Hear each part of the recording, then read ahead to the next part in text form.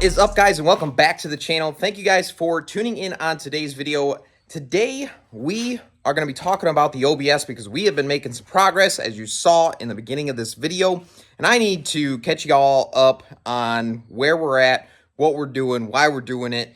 And so we're going to be talking about the 96 7.3 liter Power Stroke OBS truck out there, and yeah, let's dive right into it. So let's start over here on the driver's side. As you can see, we do officially have a ZF5 transmission installed on this truck. We pulled our stock E40D out, two-wheel drive E04D, and installed a ZF5. We do have a really nice South Bend dual disc clutch in this sucker. And we also, with the ZF5, we also have a four-wheel drive transfer case as well. So we did get this all installed. The transmission and transfer case are done.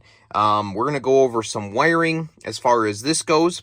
You can see we do have a third pedal in here, and we do not have a shift lever over there. So this is fairly simple. This bolts right in, this pedal assembly, this ZF5 pedal assembly, not a big deal. We got that put in there, bolted right up, no big deal. I do think we had to trim a bracket up in here, mainly for the factory shift lever. But outside of that, you know, you just have to grab the harness. You can see right up in here, that harness right there. You have to pull that harness out. There is a dummy plug that's in it. And then we purchased a new clutch pedal position switch, and we have that now installed. So I did want to make sure that we were using that switch. Some guys, when they swap these over to ZF5s, they don't use that switch, and they just keep the factory jumper, which allows this thing to start without having to push the clutch pedal in. Well, we want cruise control and everything else to work, so we're going to be trying to utilize this and that switch as much as possible. Okay, so under the hood, we will talk about this guy here shortly. But first, I want to tell you guys that we do have a manual PCM that we're going to be installing for the ZF5 transmission. And then if we dive in here, we can see that we have a heavy-duty South Bend master and slave cylinder assembly as well. So to combine with our really nice South Bend dual disc clutch, we did get their hydraulic slave cylinder and master cylinder here. Now when it comes to the wiring, the only thing you're really wiring up is going to be your reverse switch that's on the transmission, which I will go over. But these are the two connectors that we're after here. This is what went down to our automatic transmission. Now you can see we are not utilizing this transmission at all. Some guys leave the shifter assembly plugged in underneath the truck, and they just leave it in neutral or park. That was not something that I was going to do. So from what I understand, all you need to do is jumper for the neutral safety switch. So these trucks have basically two implements in the wiring system for starting the vehicle. And that's going to be your shifter up at the column, and then also the neutral safety switch down at the transmission. Now, because we are using the manual PCM and the clutch switch, we have eliminated the steering column part of it, and so all we had to do was eliminate the automatic transmission side of it. So on the truck side wiring harness, you can see I'm on the truck side. This is the connector. This where your automatic transmission would plug into this and go down to the transmission. All we're doing is we are connecting these two red and blue tracer wires right here. So these are two separate wires that would normally go into this connector.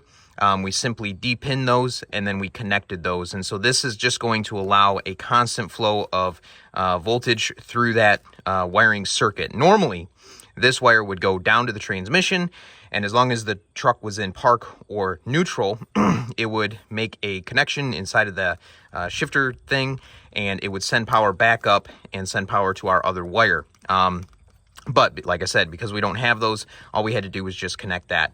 And yeah. Now the vehicle will start as long as we have our clutch pedal pushed in, which we want to work because we want cruise control. So now for your reverse lights, like I said, we have our two connectors here. we are using just the 2-pin connector. This is going to be for your reverse lights. And then we have 2 wires that are going down there, and I'm going to crawl underneath there and show you guys. We did have to get a pigtail because the pigtails are different between the 2 trucks, but an automatic and a manual. And so we're going to show you guys that, and yeah, then you'll be able to have working reverse lights. Very important. So as you can see, there is our ZF5 transmission, and there is our manual T-case as well. You can see we also have the cross member, in here as well, which we are going to be getting the BDD, Blowing Diesel Designs ZF5 cross member, because we are also swapping this truck to 4-wheel drive, obviously. So we're going to have brackets on each side of the frame rail, and so we can't utilize this cross member in this fashion. But that is for another video. Let's crawl on to this side. As you can see, we've got our 4x4 shifter coming down, going to our transfer case. And then right up in here, right there, that is your reverse switch. Now you can see I've got this wire harness coming down here. So we've got a gray, we've got a solid red, and the pigtail that you guys are going to need to get is right here, S743, and that is going to allow you to plug into that switch right there. And basically, once you put the transmission into reverse, that completes the circuit at that switch, and then we are going to be sending a reverse signal. So it sends power down, and then it sends power back as soon as you complete that circuit. So all you have to do is just get the pigtail and wire that in, and you're good to go. Now, I know some of you guys are going to be asking about the 4-wheel drive circuitry. I'm not worried about it. There is information on how to do that and what pigtails to get, but I don't really care if the light comes on the dash. I could care less. I know that it's in 4-wheel drive because you can feel it when you shift it into 4-wheel drive. So we don't hardly ever use 4-low, but yeah, anyway, not worried about the electrical side for the 4-wheel drive. I guess I should also mention that you can see we did get when we bought this swap kit, we did get the tunnel, the trans tunnel here for a ZF5. Right here you can see we have our big flywheel and south bend set up right here. You do need to take off the automatic adapter that's normally on the backside of the crankshaft. But outside of that, I've heard people say something about dowels and stuff like that. Didn't have any issues. The adapter plate is identical to an E40D here, so everything bolted right up, no problem. Biggest thing, you just got to remove that big piece that's on the backside of the crank. Just make sure you pull that off. That's what bolts the flex plate to it, is that it's like this thick in there, so we did have to remove that. We're gonna dive into now the HYDROBOOST, which is not completely done yet, but we are pretty far along on the HYDROBOOST swap. I went with something different. I did not use the new complete performance setup. We kind of went with a different setup, not even an F Super Duty setup. This is like a custom thing that I learned about, and we tried it, and it's been working great. So everything's going together the way it should. So let's go over our HYDROBOOST setup. Let's go over the 3 part numbers that we have here for our HYDROBOOST setup. The HYDROBOOST that we're using is this part number right here. This is a brand spanking new one from Ford. This is going to bolt right up to your factory firewall, and your factory OBS master cylinder is going to bolt right up to this. So that's the really, really neat part about this, is all you're doing is swapping out the HYDROBOOST, and so you're removing your vacuum booster, you're installing a HYDROBOOSTer, and then everything else is pretty much plug and play other than the pedal. We do have to modify the pedal. Now, in addition to that, we do have a brand new F Super Duty power steering pump. The reason we went to a F Super Duty power steering pump is there is a return that comes off of our HYDROBOOST now, and we needed to be able to return it back to our power steering pump, and so this has an extra port to run a return line to our reservoir that's on the power steering pump. And then finally, here's a belt. a belt to eliminate your vacuum booster, your vacuum pump, excuse me. So the only thing that the vacuum pump really runs is our vacuum booster, which we no longer have, and our controls for our HVAC system. So we're going to be using an electric one for that setup now. So this is a shorter belt to eliminate the vacuum pump. So as stated, the vacuum pump, which would normally be right there, is now eliminated. We have our shorter belt installed. You can see it's got nice tension on it. And then right here, you can see we have our brand new F Super Duty power steering pump and reservoir setup. This just bolted right in. No big deal. We had to swap our pulley over, of course. Not a big deal. You basically run an F Super Duty power steering lines for our new HYDROBOOST. The only line that you're going to have to do is the return side. So it's 5/16 by 24 ORB. We put that to a -6 adapter, and then we just have a 180 here, and then some nice 3/8 hose that goes down and goes into our extra port that we have on our power steering pump. Everything else is plug and play. So yeah, this is a new line here, obviously, to our gearbox, and then this is a new line that goes to our F Super Duty power steering pump. So like I said, you just got to get 2 lines from an F Super Duty, and you have to get an F Super Duty power steering pump. But this HYDROBOOST is actually out of a F53 chassis, which is like a 2006 to 2010 or something like that. And like I said, it bolts right in, no big deal. This is your factory OBS master cylinder. This bolts right in. All you have to do is swap out the nuts that you're using, because this comes with metric bolts here that go through. So you do have to get metric nuts here. Not a big deal. I actually had a couple just laying around. So, but yeah, the width difference, because I know that's a big problem with these. The width difference, it's identical. So you're good to go. You can run this. This is just a stock OBS. Now, you can also, which I'm probably going to do, the 99 to 04 master cylinders, you can swap the 99 to 04 master cylinders onto this HYDROBOOST as well. It's just a little bit bigger of a bore. I think it's 1 3/8. So you get a little bit bigger of a bore. And then I know the guys are going to be asking about the brake lines. Well, the brake lines, well, you can see mine are kind of crappy, but the brake lines will bolt right up to the 99 to 04 master cylinder as well. So, and at that point, if you have rear disc brakes, you're going to want to eliminate this proportioning valve, and then this guy will screw right into your 99 to 04 master cylinder. So, anyway. Now, the only kicker when it comes to doing the F53 chassis HYDROBOOST, like I said, it bolts right in, no big deal, but you do have to do the pedal modification. So you do have to move that pin 3/4 of an inch up from where it currently was on this pedal.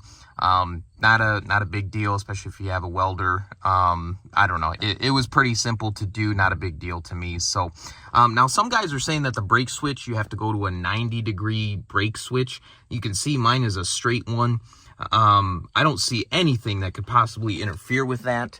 But I did pick up a 90-degree brake switch. So that would be the part number if you needed to get the 90-degree one. And maybe it's because I already cut that one bracket that's in there. I'm not sure. I don't know. But the straight one seems to be working perfectly fine. We now have a 2005 rear axle underneath the back of the truck, and you can see that we have everything disassembled on the front of the truck. That's because we are swapping it to 4-wheel drive, and at that point we might as well do the 05 plus axle swap as well. So let's go over the rear end of the truck and what it's going to take to get that swapped in. It's actually really, really simple, guys. Let's dive into it. Okay, so this rear axle is out of a 2005 and up Ford. You can see it's just basically a Ford 10.5 rear end here. This sucker went right in. We actually still have the factory OBS leaf springs. We got new U-bolts for it. We have shocks. The only thing you have to do on the axle side is you do have to swap your OBS speed sensor from your OBS axle, swap that into your Ford axle, your Sterling 10.5, or yeah, 10.5. And then the other thing you have to do is you have to move the driver's side shock bracket. The OBS is forward facing on both of these shocks. That one, no big deal. This one, you have to move this forward. I welded mine in, and then we have a shock bolted in, no big deal. You can see we are going to be running traction bars as well on this truck. But guys, I mean, outside of that, outside of swapping that sensor, moving your shock bracket, getting new U-bolts, which you should anyways, because U-bolts are stretched, so you should get new U-bolts. That's it. I mean, your brake line up here, we can talk about this real quick. Your factory brake line, the brake lines for the 05 plus axle, they're going to screw right into the same fitting. So you can use your stock OBS brake line. I know some guys get adapters and stuff. Well, like I said, they screw right into the factory OBS brake line fitting. And this assembly bolts to that axle. So whatever. I don't know why guys do that. But anyway, you can see our factory OBS brake line is going to screw back into that, come down here. And then we're just going to be running 05 plus brakes back here. Nice disc brake setup, and yeah, we should be good to go. Look at that big old tank. Real quick, we'll talk about the big tank that you saw in the back of the truck. That is the F26E fuel tank, Bronco 38-gallon fuel tank. It came with everything I needed to swap it over. The only modification that I had to make was the float for that portion of it. So that it's actually reading properly and it has full travel down to the bottom of the tank and up. But outside of that, you know, they give you extensions, they give you longer bolts and everything. And so that's how we did that. They even give you tubing for extending your feed and return if you wanted to. We're going to be running a fuel sump on the bottom side of the tank for 1/2-inch lines, and then we're going to be using a 6.7 fuel pump and whatnot for feeding our engine. But yeah, so all we had to do was just modify the float, and yeah, we just extended it a little bit to do that. And that tank pretty much bolted right in. So hopefully you guys are getting a grasp on our goals and mission for this truck. This thing's going to be sick, and I'm super excited. You guys are going to have to stay tuned for everything else that we do on this thing. I'm going to try to, I really just wanted to get some stuff done, and that's why I didn't record. And now that you guys are caught up, we're going to try to get back on a recording basis whenever we're working on the truck. So thank you guys for tuning in. Hopefully you guys enjoyed this video. Drop a comment. Let me know what you guys think. And yeah, like, subscribe. We'll catch you guys in the next video.